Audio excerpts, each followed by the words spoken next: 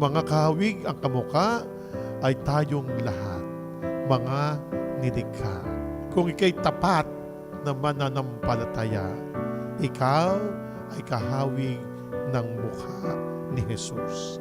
Hindi mo mababakas sa kanyang mukha ang hirap, ang sakit. Bakit? Dahil ito ay kanyang dinadala. Dahil ito ay ginagawa niya. Bakit po niya ginawa ito? Para po sa atin. Ang ginawang pagdidiktas ni Jesus ay para sa lahat.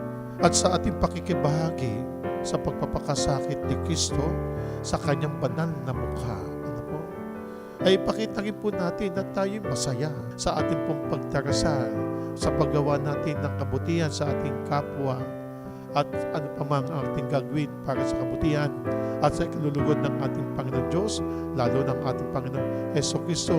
Manapay, lagi po natin itong ipagpatuloy ng mayroong kababaang loob, ng mayroong puso, mayroong pagmamahal, mayroong pag-ibig.